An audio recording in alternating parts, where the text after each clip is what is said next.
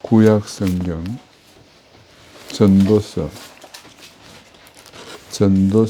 7장 보겠습니다.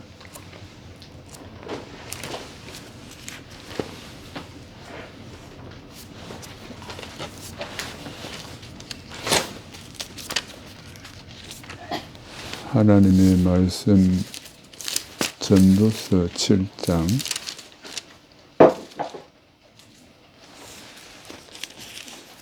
13절, 14절 봉독하겠습니다.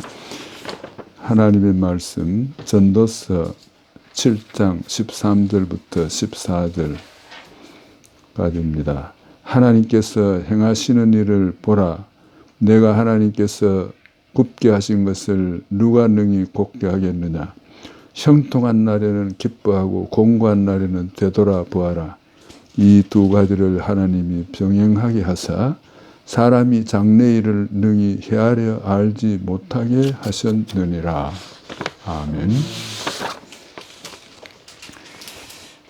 Chinese legend, 중국의 전설에 의하면은 이런 내용이 있습니다.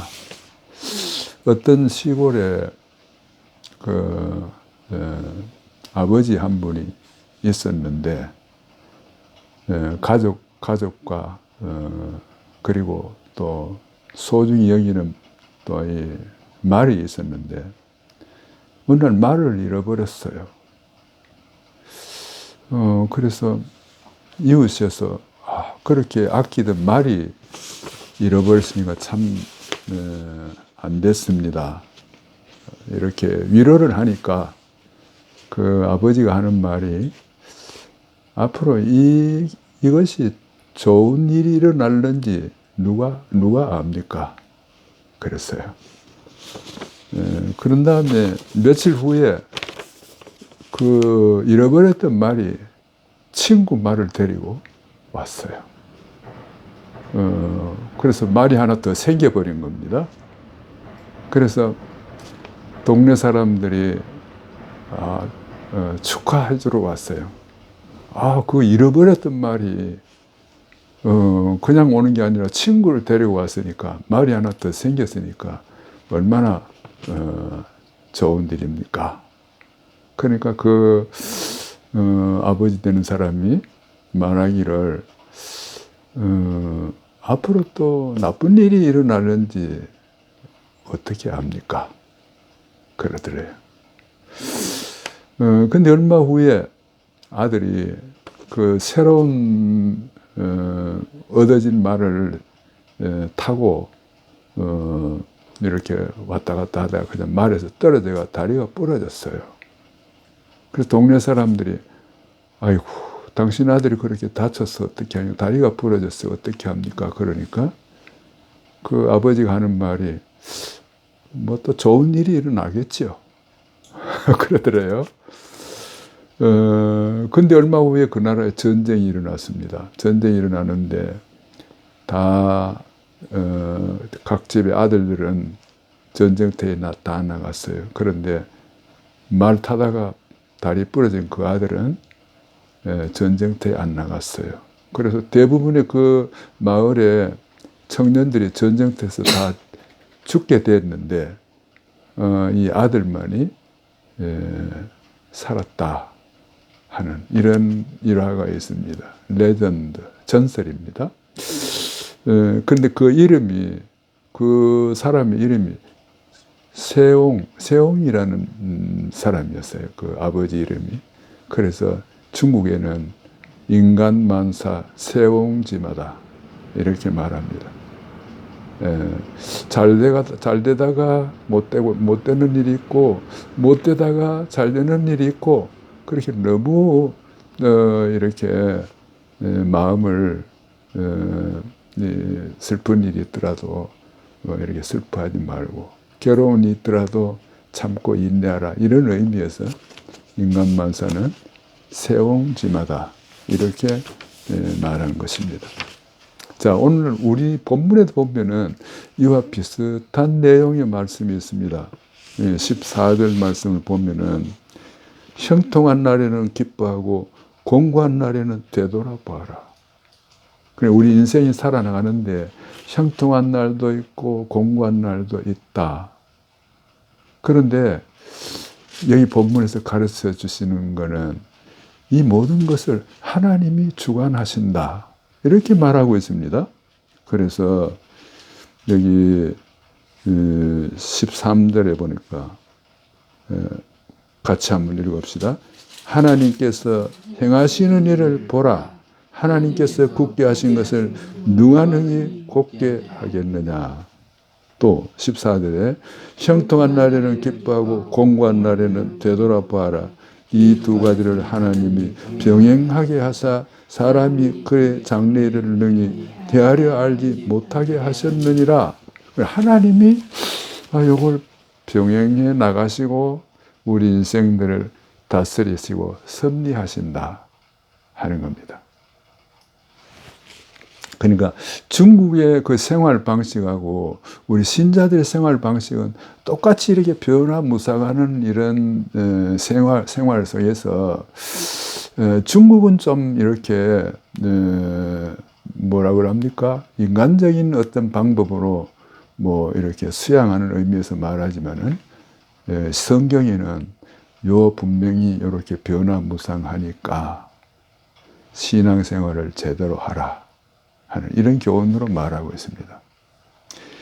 욥기 5장 13절에도 보면은 욥기 5장 13절에 보면 이렇게 말하고 있습니다. 너희 중에 고난당하는 자가 있느냐? 저는 기도하라. 너희 중에 즐거워하는 자가 있느냐? 저는 찬송하라. 그러니까 찬송과 기도, 공고한 날에는 기도하고 즐거운 날에는 찬송하라. 신앙적으로 이것을 삶을 살아나가라. 이렇게 교훈하고 있습니다. 우리가 알고 있는 욥은 고난을 잘 이렇게 신앙으로 견딘 사람입니다. 그 많은 재산, 아들 7, 딸 3을 다 잃어버렸을 때에 그는 여전히 하나님이 주기도 하시고 하나님이 가져가기도 하시고 하나님이 찬송을 받을지라 그랬습니다.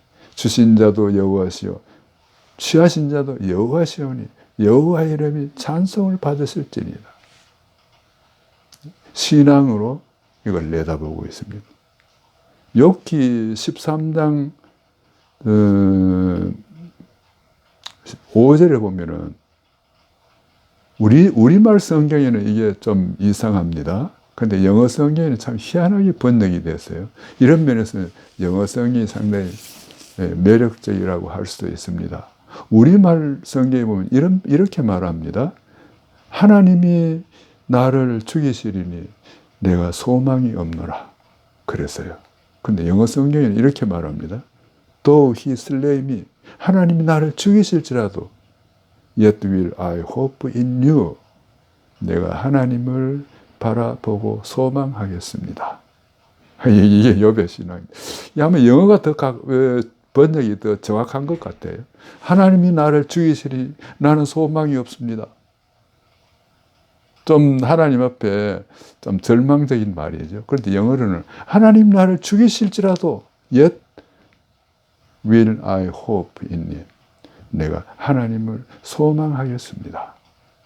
그 욥이 계속 인내하며 찬송하며 그리고 하나님을 바라봅니다. 그리고 나중에 하나님이 직접 나타나셔서 욥에게 욥의 신앙을 오히려 칭찬하고 그리고 욥에게 그 전에 있던 재산, 갑절, 아들 7, 딸 3이 전부 미녀라고 그랬어요. 그러니 하나님이 더 놀라운 축복을 주신 겁니다. 그래서 이 로마서 8장 30절에 보면은 이 all things, 이 모든 일이 합력해서 다 선을 이룬다고 그랬어요. 그리고 신자들에게는 고난도 어려운 일도 인내하고 신앙을 신앙으로 나가면 합력해서 다 선을 이룬다는 것. 우리가 또 한 사람이 이런 생활의 변화에 신앙으로 잘 대처한 사람이 있습니다. 바로 다니엘이죠. 다니엘이 인기 막 급상승합니다. 정말 형통한 날이 있습니다. 그래서 바벨론 나라가 이렇게 바벨론 시대도 형통했지만 메데 파사를 다스리던 이런 나라에는 총리까지 됩니다. 총리 중에서도 수석 총리가 됐어요. 그러니까 막 원수들이 법을 만들어 가지고 뭐 우리나라도 요즘 뭐 중수법을 만드느니 뭐 이렇게 하는 게 어떤 전략적인 이런 게 많이 있죠. 그때도 이 메데파사에도 어떻게 하면 다니엘을 죽일까 이걸 연구하는 사람들이 법을 만들었어요.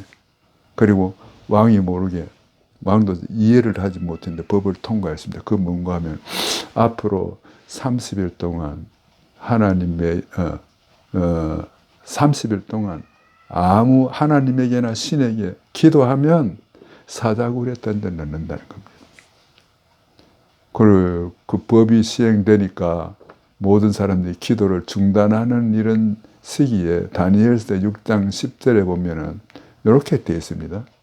다니엘이 창문을 확 열어놓고 대담합니다.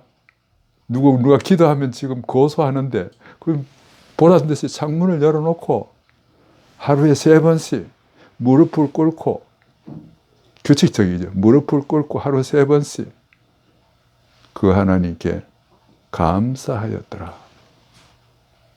그 어려운 시절에 그 기도하면 사자굴에 던져 넣는다 그러는데 다니엘은 오히려 감사하면서 하루 3번씩 무릎을 꿇고 경건하게 기도했습니다. 이제 다니엘이 고소를 받아 이제 끌려갑니다. 사자굴에 던져졌어요. 사자들이 좋아서 다니엘을 먹으려고 딱 입을 벌렸는데 천사가 딱 막아버렸습니다. 이 다니엘의 그 굴에 들어갔을 때 그 다니엘 그 굴에 그 사자굴에서 하나님의 나라가 임한 겁니다. 우리가 주기도할 때 나라가 임하시며 이렇게 기도하잖아요. 그게 저는 그 기도할 때마다 다니엘의 장면을 생각합니다. 우리가 살던 직장, 우리가 걸어가는 이 길거리 거기에 주기도문 한 사람에게는 하나님의 나라가 임합니다. 놀라운 일이잖아요. 하나님 나라가 임합니다. 하나님 나라라는 것은 하나님의 통치가 임하는 지역이 하나님 나라인데 우리가 이게 찬송도 그렇게 하잖아요. 주의 얼굴 뵙기 전에 멀리 뵈던 하늘나라 내 맘속에 이뤄지니 날로 가깝도다. 우리 하나님의 나라가 우리 마음에도 임합니다. 우리 가정에도 임합니다. 그리고 직장에도 임합니다. 주기도문 하는 사람에게. 이 주기도문이 얼마나 놀라운 일인지 몰라요? 이렇게 해서 다니엘이 일약 더 유명하게 되고 더 멋있는 일을 하게 됩니다. 고난을 잘 견딘 신앙의 사람이죠. 딱 한 사람만 더 소개합니다. 바울과 실라입니다. 이 사람들은 전도하다가 바울 그 빌립보에서 감옥에 갇혔어요. 감옥에 갇혀가지고 쇠사슬에 매여서 얼마나 고통이 심하겠습니까? 그런데 밤중쯤 일어나서 기도하며 찬송합니다. 그 어려운 가운데서. 그러니까요, 기적이 일어났습니다. 감옥 문이 열리고 쇠사슬이 다 벗겨져 버립니다. 그리고 더 놀라운 것은 간수가 와서 형제들아, 선생들아, 우리가 어떻게 하면 좋겠는데. 그 전에 이 간수가 자살하려고 했어요. 감옥 문이 열리고 죄수들이 다 도망간 줄 알고 자살하려고 하는 걸 사도 바울이 말렸습니다. 자살하지 말라. 우리가 다 있다. 죄수도 여기 다 있다. 그러니까 그 간수가 선생들아 우리가 어떻게 하여 구원을 얻으리까? 그때 이제 사도 바울이 유명한 말을 하지요. Believe in the Lord. 주 예수를 믿으라. 그리하면 and you will be saved. 구원을 받을 것이다. You and your household. 너와 네 가족들이 구원을 받을 것이다. 그 이후로 그 다음에 간수가 세례를 받고 예수 믿고 구원하는 역사가 감옥에서 일어났어요. 제가 요즘 최대의 고민이 뭔가 하면은 어떻게 하면 전도할 수 있을까?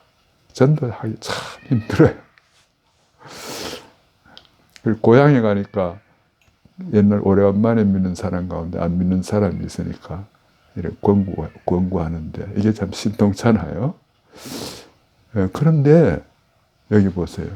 사도 바울이 그 고난 가운데서 쇠사슬이 묶인 가운데서 찬송하며 기도하니까 쇠살도 풀리고 전도의 문이 확 열려버렸어요. 여기 우리 신자들의 행복이 여기 있습니다. 고난 가운데서라도 기도하고 찬송을 계속하면은 하나님의 놀라운 은혜의 역사가 이루어지고 전도의 문이 열려진다 하는 겁니다.